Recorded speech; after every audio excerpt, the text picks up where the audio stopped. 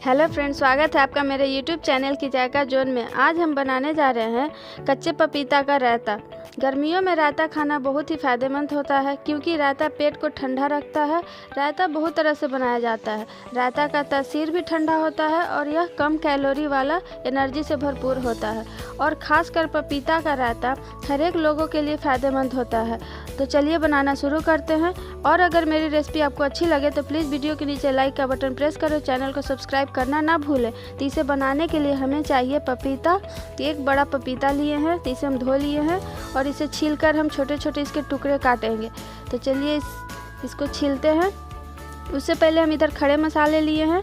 तो इसमें राई है 1 चम्मच, 1 लाल मिर्च है और 3 हरा मिर्च है। लहसुन है, तो आप कम या ज़्यादा हरी मिर्च को कर सकते हैं, आप जितना तीखा खाती है। तो इसे हम पीसेंगे। कुछ भुने मसाले भी लिए हैं। तो यहाँ पे है भुना जीरा, धनिया पत्ता और चाट मसाला और भुना हुआ लाल मिर्च पाउडर। तो पहले हम चलिए मसाले को पीस लेते हैं। पीसे हुए मसाले से रायता का टेस्ट एक अलग ही आता है और खाने में भी बहुत ही टेस्टी लगता है। तो सभी मसाले डालकर हम इसे अच्छे से पीस लेंगे। मसाले डालने के बाद इसमें हम 3 चम्मच दही डालेंगे और इसे डालकर पीसेंगे। तो चलिए पीस लेते हैं। तो देखिए मसाले पीस गए हैं। मसाले को हम एकदम महीन पीसेंगे, हमें मोटा या दरदरा मसाले नहीं पीसना है। तो पीसकर कुछ ऐसा ही तैयार होगा। दही डालकर पीसेंगे तो एकदम महीन मसाले पीसना है।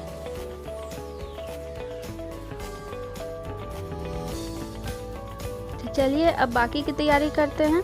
तो ये दही है, तो दही जब जम गया था तो हम इसे फ्रिज में रख दिए थे। तो दही ठंडा है, तो ठंडे दही से अगर रायता बनाएंगे तो रायता का स्वाद और भी टेस्टी लगता है। तो आप इसे फ्रिज में ज़रूर रखें। अब इधर हम पपीता को काट लेते हैं। तो आगे और पीछे का पार्ट हम काट के इसका निकाल देंगे।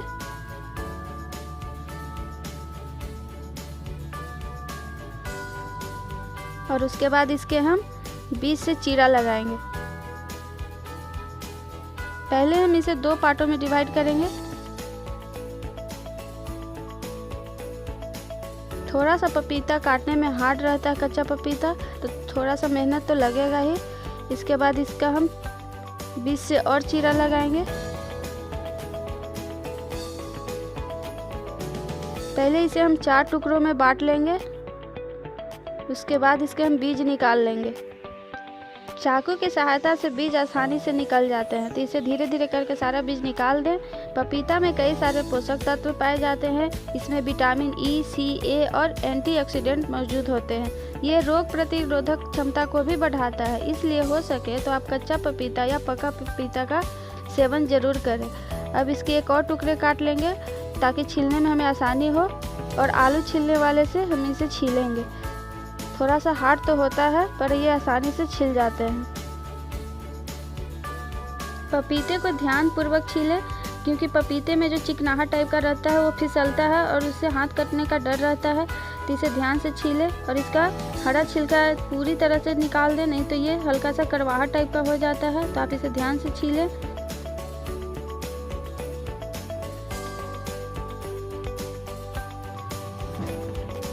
छीलकर हमें आगे का पार्ट भी चिकना कर लेंगे ताकि रायते का स्वाद खराब ना हो। तो चारों तरफ से हम इसे छील लेंगे।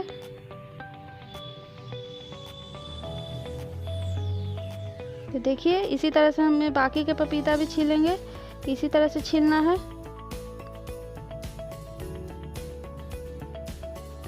तो सारे पपीते छील गए हैं अच्छे से। तो चलिए अब इसे हम काटेंगे। बीच से एक और चीरा लगाएंगे इसमें और इसके छोटे छोटे टुकड़े काटेंगे। ज़्यादा बड़ा नहीं काटना है और ना ज़्यादा छोटा काटेंगे।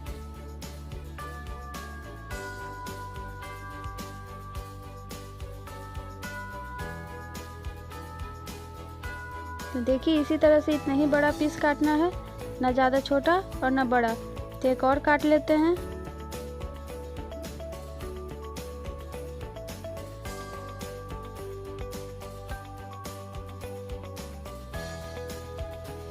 इसी तरह से हम बाकी के पपीता भी काटेंगे। तो सारे पपीते कट गए हैं, तो चलिए अब इसे उबालेंगे हम। तो सारा पपीता को हम कुकर में डाल देते हैं और पपीता डालने के बाद हम इसमें 1.5 गिलास पानी डालेंगे। अब इसका हम ढक्कन लगाकर 2 सीटी लगने तक उबालेंगे। उसके बाद इसका प्रेशर निकाल दें। देखिए पपीता पक चुका है, इसे ज़्यादा भी नहीं पकाना है और कम भी नहीं। तब इसे हम निकाल लेते हैं ठंडा होने के लिए।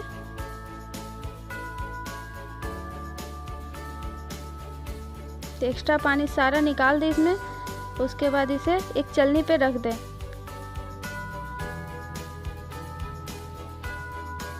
इसे अच्छे से फैला दें ताकि ये ठंडा हो जाए।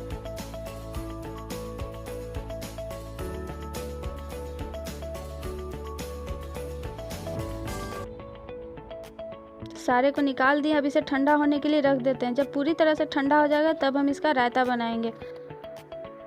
तो देखिए कितना ये पका है, हमें इतना ही पकाना है।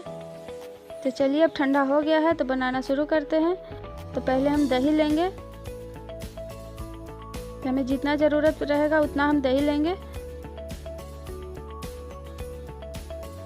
आप अपने पपीता के हिसाब से ले दही कि आपको कितना आपका पपीता है और आप कितना दही लेंगे, क्योंकि इसमें ज़्यादा दही रहता है तभी अच्छा लगता है। दही लेने के बाद इसमें हम जो पीसे हुए मसाले तैयार किए थे वो डाल देंगे।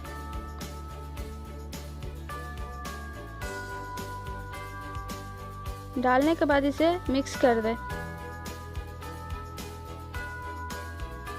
अच्छे से इसे फेंटना है ताकि आपस में मिक्स हो जाए मसाले और दही। उसके बाद इसमें हम नमक डालेंगे। नमक डालने के बाद इसे मिक्स कर दें। नमक अपने स्वाद अनुसार डालें। उसके बाद हम भुने मसाले डालेंगे। तो ये जीरा पाउडर है, लाल मिर्च पाउडर, चाट मसाला, सभी को डाल देते हैं इसमें।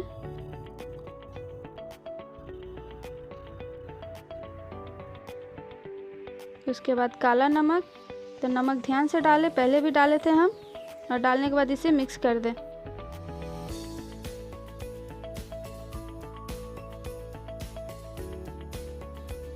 जब ये अच्छी तरह से मिक्स हो जाएंगे तो इसमें हम पपीता डालेंगे।